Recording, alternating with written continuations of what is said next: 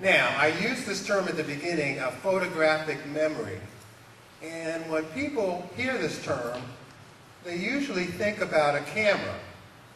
Now, how does a camera work? A camera works by you pointing at the thing you want to take a picture of, then you press a button, and the image or the picture is stored inside the camera.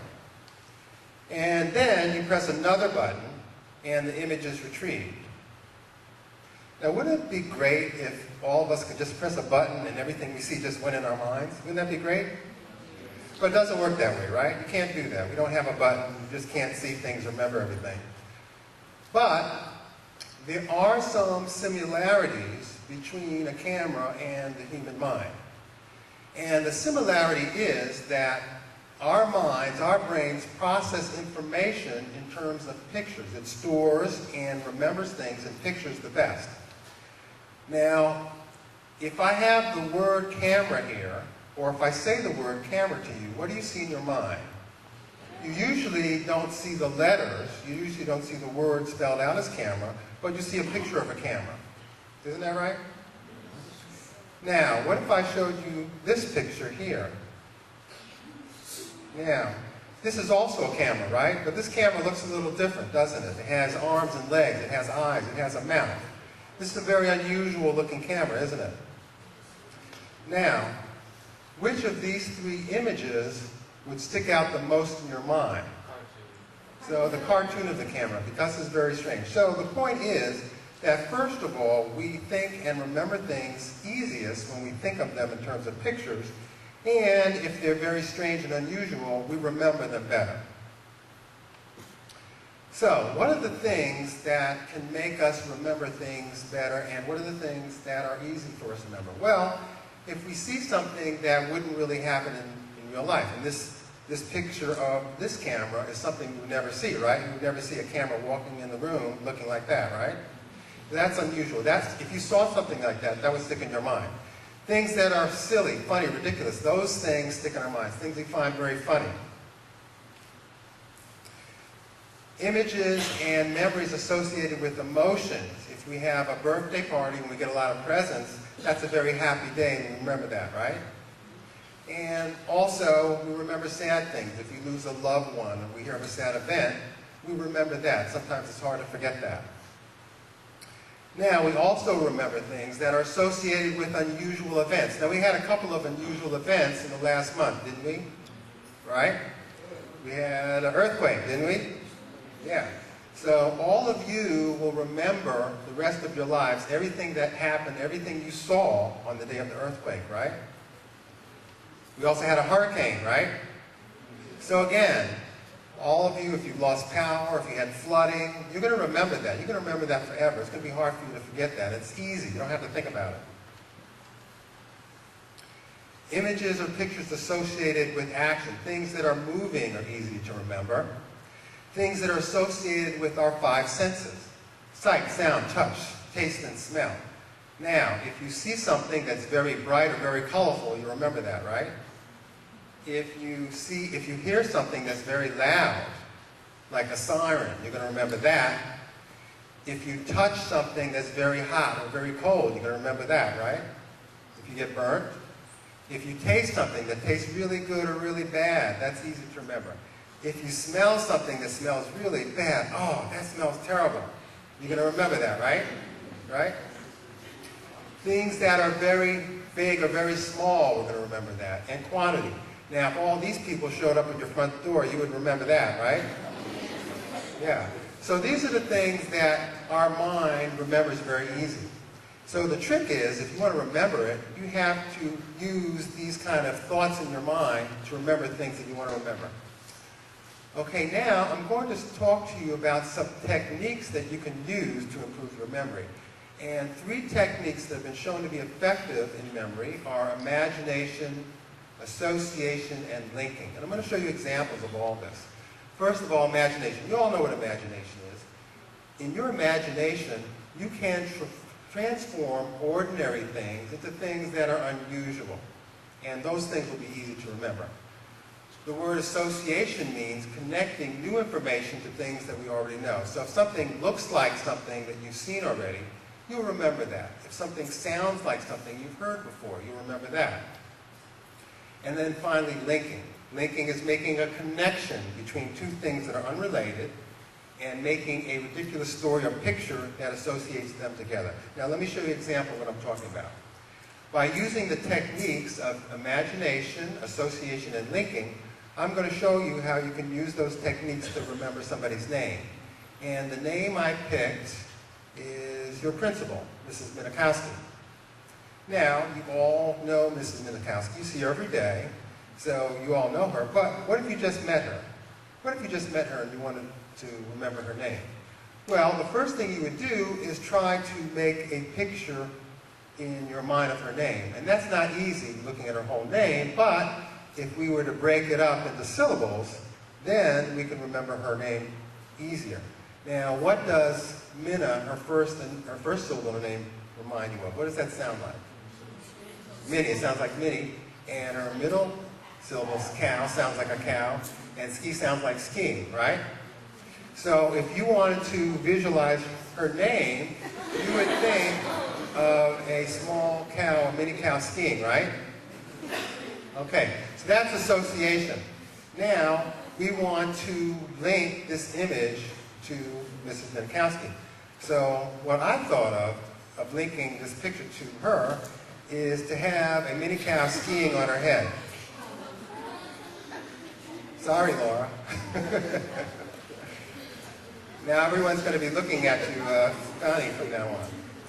But you can do this with anyone's name. As long as you can think of an unusual image, then you can visualize this in your mind and you can memorize any name like that.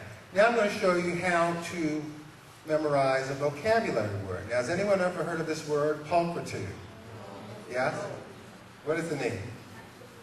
Huh? Does anyone know what this word means? Huh? Okay, well, believe it or not, this word means beauty. Pulchritude, it means beauty. Now, how can we use the techniques of imagination, association, and linking to remember this word? Well, the first thing I would do is break the word into 3 syllables. And now, I can visualize 3 things that sound like these 3 syllables. So the word pull sounds like pull, crit sounds like critter, and ood sounds like dude. So what I visualize in my mind is a critter dude. Here's a cool critter dude. He has sunglasses, he has a hat. He's really cool, right?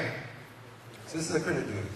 Now I'm going to visualize the word beauty, and I thought of Sleeping Beauty. Now here she's awake in this picture, but this is Sleeping Beauty.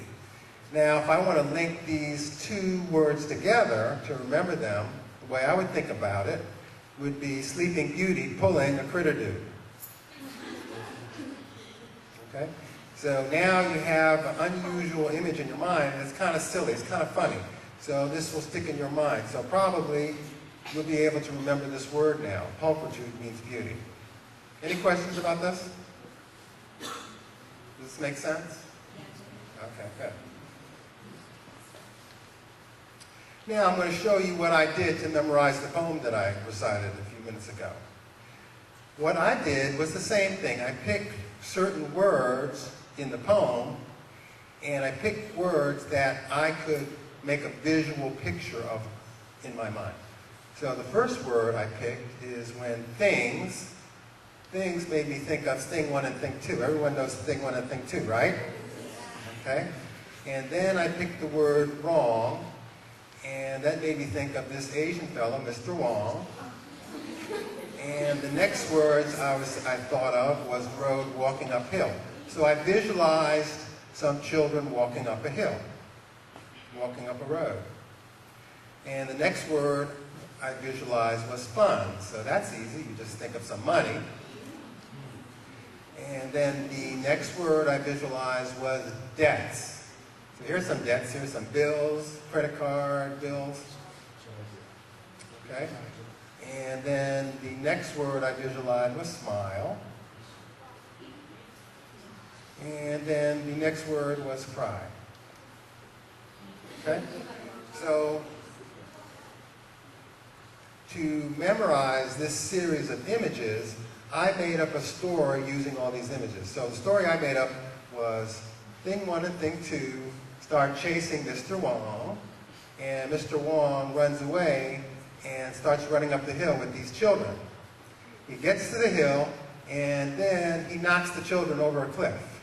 But then they fall in the muddy, so they don't hurt themselves. They break their fall in the muddy. And then now all the children have all this money. They say, woohoo, I have a lot of money. What am I going to do with this money? So they decide to pay some bills with the money. And of course, now they're very happy that they paid off all their bills. But then someone finds that they have all this money and take it away from them. So they start crying. Okay?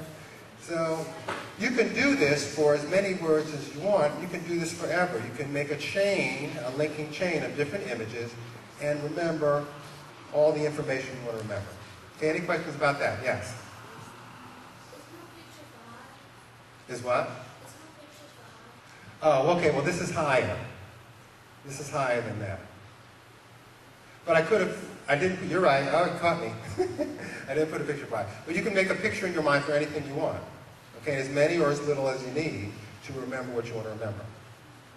Okay, any other questions about that? Okay, so that was the techniques of association, linking, and imagination.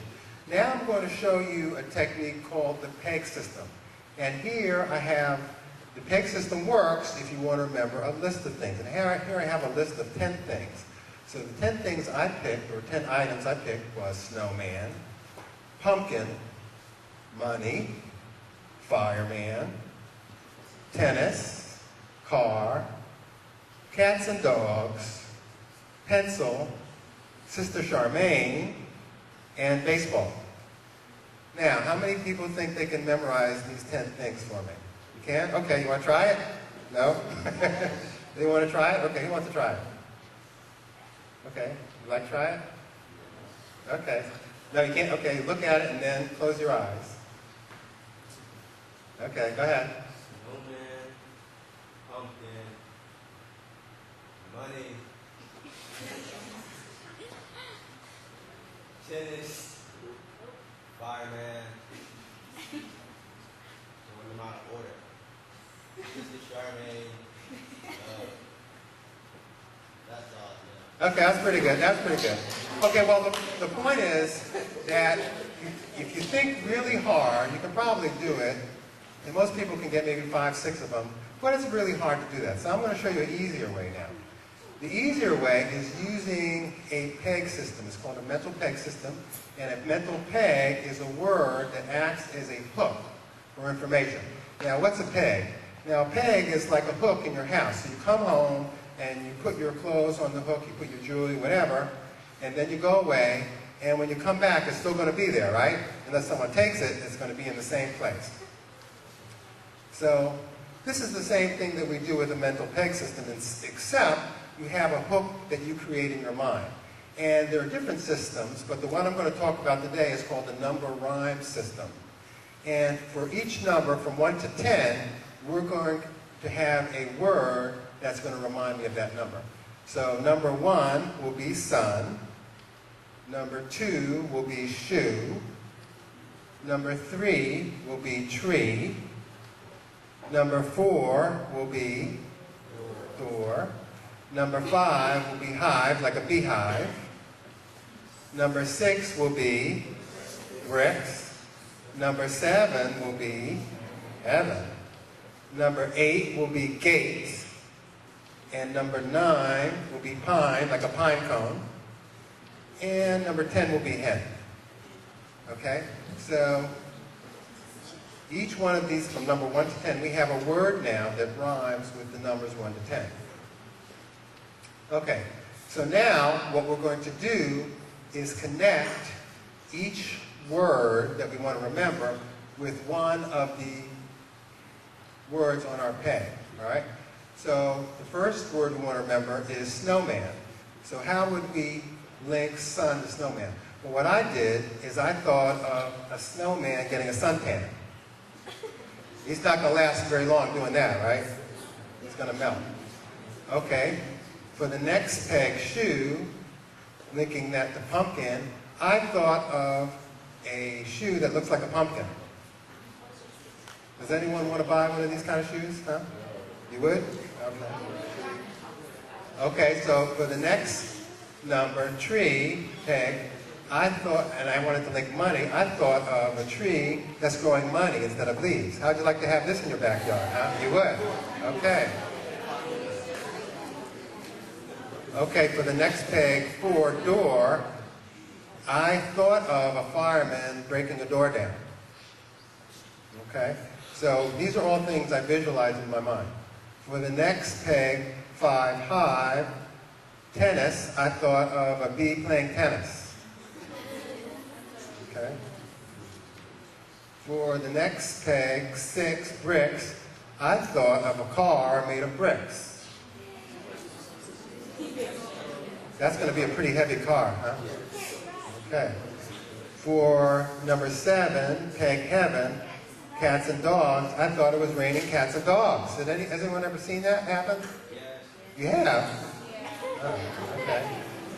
For the next peg, 8, gate, I thought of a gate made out of pencils. Okay. And for the next peg, pine cone, I thought of Sister Charmaine talking into a pine cone instead of a microphone. And for the last peg, 10, I thought of a hen playing baseball. Now this is the blue hen. This is the mascot of the University of Delaware.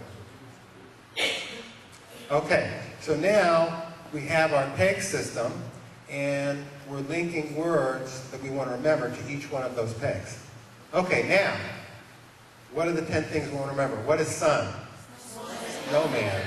Okay, what is shoe? Pumpkin. We had a pumpkin made out of a shoe. What is tree? Money. We had a money tree. What is door? Fireman. What is hive? Tennis. Right, the bee was playing tennis. Okay, bricks. Car. We had the car made out of bricks. Heaven. Okay, raining cats and dogs. Gate, pencil. Pine, just a Charmaine. Okay, wasn't that easy? Yeah. So this is one peg system, but there are a lot of other ones. Okay, yes, you have a question? What if you think of a rhyming word and then you forget the rhyming word and you get another one? Well, you could, as long as you use the same one. Okay, so like for instance, instead of for 6, I had bricks, but you could also use sticks, right?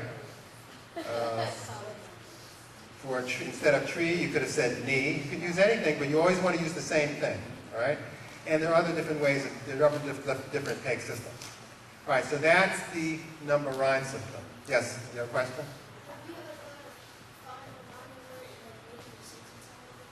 I'm sorry, can you speak loud?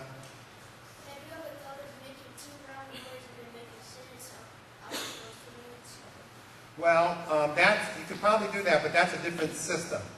Okay, so in this system, you're just picking one word for each number, and then you're linking the thing you want to remember to that one word.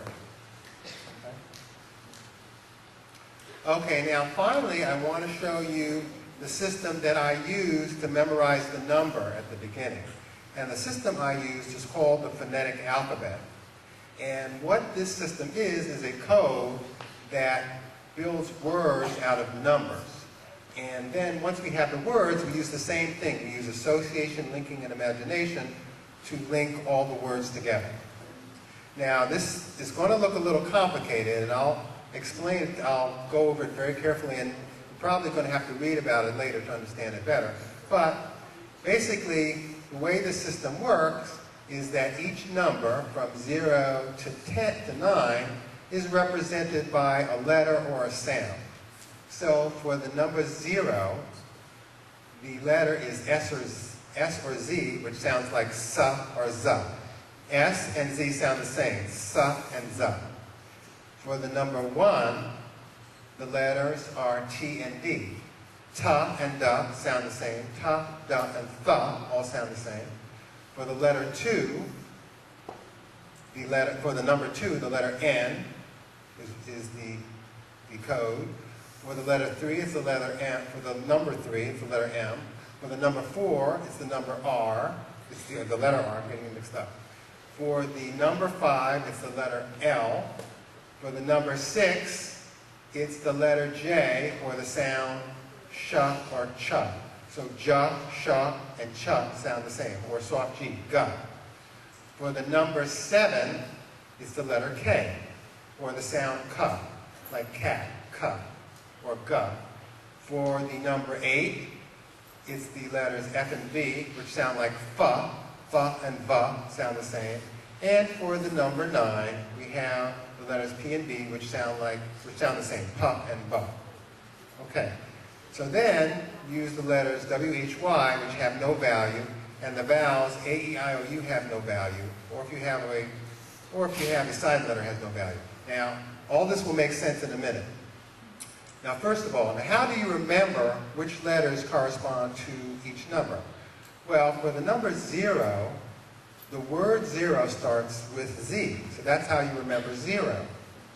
For the number 1, the letters T and D both have one downstroke. See that? They have one downstroke in the letter. For the number 2, N has 2 downstrokes. So you have one here and one there. For the number 3, M has 3 downstrokes. 1, 2, 3. For the number 4, the word 4 ends in the letter R. So that's how you remember that. Now it gets a little more trickier. For the number 5, we use the letter L, and the way we remember that is if you put your hand out, your first finger and thumb makes an L, like that, see? For the number 6, you want to remember J, and if you put the letter J in a mirror, it kind of looks like a 6. Not really, but kind of. For the number 7, we want to remember K. So if we take one 7 and we take another 7 and tilt it, it looks like a K. Okay? For the number 8, we want to remember F. And in script, the letter F kind of looks like an 8, doesn't it? Okay? And then finally, for the number 9, if you put 9 in the mirror, it looks like a P. All right? So you can read about this later to understand a little better. All right, now I'm going to show you how this works to memorize a number. So what is the number for Mother Seton? Does anyone know? Right, that's our number, right? 410-563-7353. All right, so what I'm going to do first is I'm going to break the number into different segments. And then I'm going to convert this number into letters. So the first number 4 is R, right? Because the word 4 ends in R. The next number 1 is T, because T has one downstroke, right? The next number 0 is S, because it sounds like a Z, which is 0. The next number 5 is L, because you put your hand out, you see an L. The next number 6 will be SH, which sounds like a J, ja and sha. The next number 3 is M, because there are 3 downstrokes in M. The next number 7 is a G, because it sounds like a K, ka, ga. The next number 3, again, is an M. The number 5 is an L, and 3 is an M. Okay. Now I'm going to take all these letters and make words out of them. And I do that by adding vowels. All right? So I'm going to put an A in the middle of the R and T, and I have the word rat. I put an EA, rats. I'm going to put EA, and I have the word leash. I'm going to put a U in the middle of MG, and I'm going to have the word mug. I'm going to put a U and an E in between here, and I have the word mule. And I'm going to put an A at the end of M, and I'll have the word mom. Okay? Now, from these words, I'm going to visualize some pictures. So the first 2 words, I'm going to have some rats on a leash. Here's a little girl who has some, why is she walking with rats? I don't know. All right?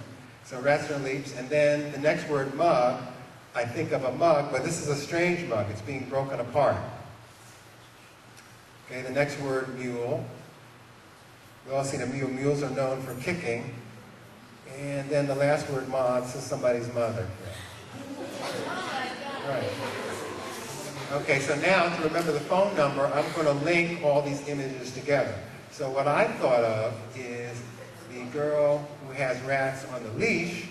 She takes one of the leashes and uses it as a whip to break the mug. Then a piece of the mug flows out and hits the mule on the head. And the mule doesn't like that. So he starts kicking, and the first person he kicks is somebody's mother. So that's how we link these words together. Okay, any questions about that? I know it sounds like a complicated system, but it really works well. Okay, now here's the number that I memorized earlier. All right? Now how did I do that? First, I broke them up into different segments, and then I used different letters. So 3 is M, 1 downstroke is 2, 4 is R, and then 0 is S, 0 is S, 1 is T, 2 is N, 7 is C, 1 is D, 3 is M, 3 downstrokes, 0 is S, 1 is T, 1 is D, 2 is N, 1 is T, 0 is S, and then 4 is R, 1 is T, 9 is B, 0 is S, 0 and 1 is T. Now, I put in the A's, I put in WH, I can put in WHY, I can put in AEIOU, and look what I come out with. Well, the Seton Academy students are the best.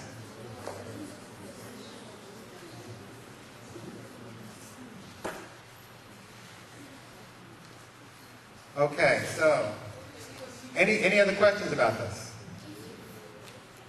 All right, so as you can see, I'm recording this lecture. I'm going to put it up on YouTube. This is my YouTube site.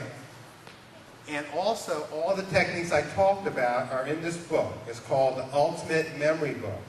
And your principal, Mrs. Minikowski, has a copy of this, and anyone who's interested can read more about this. Okay, thank you very much.